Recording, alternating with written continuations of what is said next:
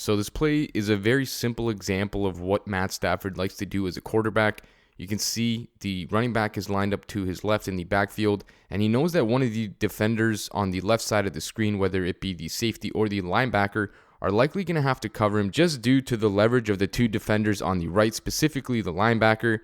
And when you see a guy wearing number 91 trying to drop in coverage, that's probably a guy you're going to want to target. And I don't know why Mike Pettin has Preston Smith dropping in coverage in this regard, because that's not what he does well, and that's not who he is as a player. But again, it's a simple pass. It's an easy completion on a Texas route to a running back. You got to target your matchups, and that's what Matt Stafford likes to do. And you're going to see that as a reoccurring theme throughout this video. Again, this play has nothing too crazy. You see Marvin Jones come in motion in a strong formation here. Matt Stafford is under center, has a play action pass, and he knows he's going to eat the hit here. That's what's important. And he still manages to step up in the pocket and look over a really nice pass with anticipation to Marvin Jones, where he doesn't have to break stride. He can catch the ball, continue running towards the end zone, and it ultimately ends up in a touchdown, which is ideal. But again, it's the anticipation. It's the reading the defense, knowing your matchup, and eating the hit before getting rid of the pass. This rep right here is one of my favorite Matt Stafford plays because it really shows off everything that he does well as a quarterback, and it shows his unique skill set. So on this rep here, you can see that the Colts are lined up in a too high look, indicating that they could be in zone coverage. And right off the snap, you see his left guard get beaten clean essentially, and he feels the backside pressure coming from the left tackle. He knows that his only way to maneuver this pocket is to step up inside of the pocket so he can actually change his launch point and actually get a pass off. Going to the right is going to take him out of the progression of his read, and there's only one place to go. So he steps up in the pocket, most importantly, puts two hands on the ball, protects it, gets to a point where he can actually step into his throw, throws the pass from a new launch point, and in typical Stafford fashion, he's got to do that little sidearm angle to make it look pretty, and it's a rope to Amendola. But again, this is important because he knows he's buying himself time for Amendola to find his way between two zone defenders where he can finally sit down, and that's exactly what Stafford does. He buys himself time, gets Amendola the time to find space between the two zone defenders, and gets him a nice pass for an easy completion. On this rep here, he's going to have the tight end come in motion across the formation, and then once again sends Amendola in motion across the formation in a 1x2 formation. The reason he does that is to help indicate whether it's man or zone coverage based on what the defense does. And since the cornerback travels and follows Amendola all the way across the formation, he now knows it's man coverage. And this play is nothing special, but I thought it was relevant because the Rams run a lot of split zone play action passes, a lot of bootlegs to tight ends in the flats. And this is exactly the same concept here. You're going to see the tight end come across the formation in a play action pass, similar to a split zone play. And Jared Goff pretty much made a lot of his money doing this for the Rams over the last few seasons. On this rep here, once again, the Colts are lined up in a too high shell, and they are playing in zone coverage. And Matt Stafford is quick to diagnose the fact that they are in zone coverage. And so what I like about this rep here is you can see when he drops back and gains the depth and the final step of his drop back, he has a little hitch, turns his head to the right, gets the linebacker to open up his hips and start moving in the wrong direction, and waits for his wide receiver to reach the gap between two zone defenders and rips a nice pass into him. I think this snap here pretty much encapsulates who Stafford is as a player. The guy has absolutely no fear. He's going to look to push the ball deep and vertical prior to actually checking down, and that's exactly what you see on this snap. Now, the Colts look like they're in a quarters look, or cover four in other words. The pocket breaks down somewhat quickly. Stafford has to now leave the pocket and buy himself some time to actually get a pass off, and when he finds a launch point where he can actually step into his throw and get a pass off, he just rifles an absolute moonball down the field to Marvin Hall for a massive gain. I believe this went from their own 15-yard line to the opponent's 25-yard line in air yardage, which is just insane and really shows off his actual natural arm talent and arm strength. Once again, another deep shot from Stafford on this rep here.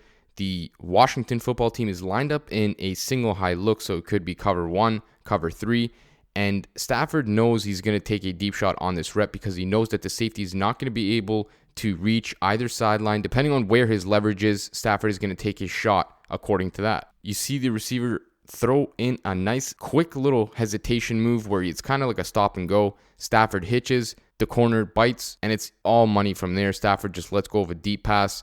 The wide receiver draws a pass interference call, doesn't matter, catches it, touchdown.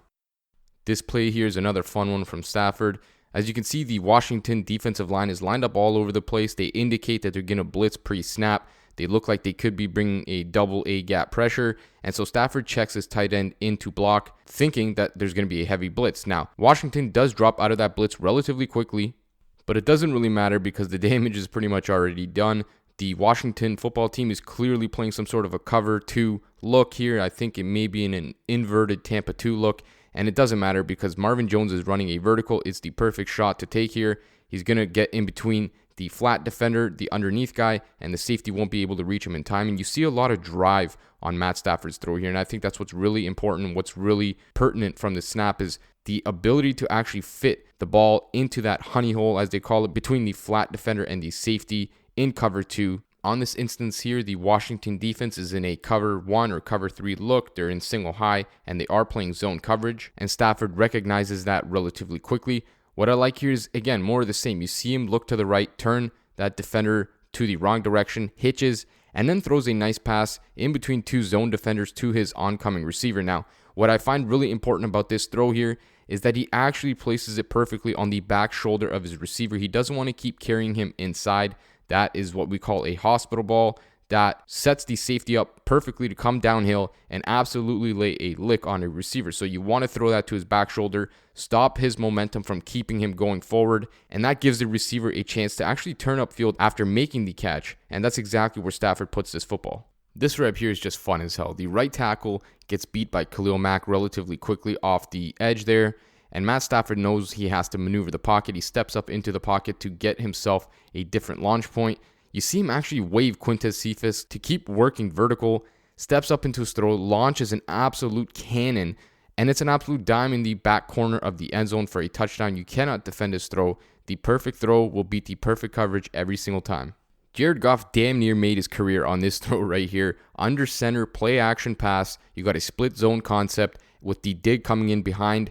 And Stafford throws this with so much anticipation. This throw is an absolute dime. It's only a 10 to 15 yard throw, but this is such a pretty ball where the receiver doesn't even have to break stride. He can catch it and go work after the catch. I like that Stafford has the opportunity here to play in a condensed split with the receivers lined up very tight to the formation. You're going to see a lot of this stuff in LA under Sean McVay. The Rams probably run the most condensed splits on offense in the NFL right now. And this is just an absolute dime for Matt Stafford, all-arm talent. He throws this corner route to Marvin Jones in the back end zone at the pylon. You can't ask for a better pass than that. On this rep here, the lines are once again lined up in a reduced or condensed split with the receivers lined up pretty much hugging the tight ends. For all intents and purposes, this may as well be considered a 4 verticals concept with the 2 inner tight ends running wheel routes with the 2 boundary receivers running up the seams. And Stafford on this play is under center, obviously. He uses his head, turns it to the right, gets that safety to commit the wrong way, and then finds a nice window to the receiver up the seam where he rips an absolute seed for a wide open touchdown. I really enjoy this rep here. As you can see, Stafford and the lines are lined up in a 3-by-1 formation, and he motions Marvin Jones across the formation into a 2-by-2 formation. What you see here is essentially the 2 boundary receivers are running out and ups, aka double moves, and the slot receiver and the tight end are running up the seam. This is a mirrored concept by the Lions, and this is a very fun pass. You can see Matthew Stafford hitch, throw a little pump fake in there, get the DB to bite on the out, and it's an easy, wide open touchdown for Marvin Jones on the double move. I threw this clip in here to show you really just how talented Matthew Stafford's arm is and what it allows him to do that most other quarterbacks really just can't do. Essentially what you see here is the Vikings are lined up in a 2 high shell with their 2 safeties indicating that they're going to play some cover 2 or cover 4. And after the snap, it looks like basic cover 2, meaning there's going to be a hole between the flat defender, the underneath guy, and the safety. And that gap is exactly where you want to hit, aka the honey hole. And while I don't know what the receiver is really running here, it looks like a post corner type of route. It kind of looks off. It doesn't really look like it's supposed to be this way. But Stafford has so much arm talent that he can actually fit this throw into this hole here, even though he probably shouldn't. He drives this pass. It's an absolute rope, like a 30-yard rope. You don't see this from many guys in the league. They just don't have this kind of arm talent. And what this arm talent allows Stafford to do is it gives him a bigger margin for error and a bigger opportunity to fit passes in windows that other guys simply can't fit them into. This play here looks like some sort of variation of Tampa 2 coverage. You can tell because there are 2 safeties, aka the 2 part of the Tampa 2. and the middle linebacker is gaining a ton of depth and working upfield, carrying that seam receiver. So essentially this is Tampa 2, and Stafford likes that matchup, and I mentioned it in the first clip. He's a guy who's going to take matchups, and this is exactly what that represents. You got a receiver, your best receiver with Kenny Golladay out, Marvin Jones is your number 1, being covered by a linebacker all the way up the seam, down the field. That is a mismatch he's going to take every time, and he throws an absolutely perfect pass. You cannot place it better than this, just past the outstretched arms of the linebacker for a nice dime of a touchdown.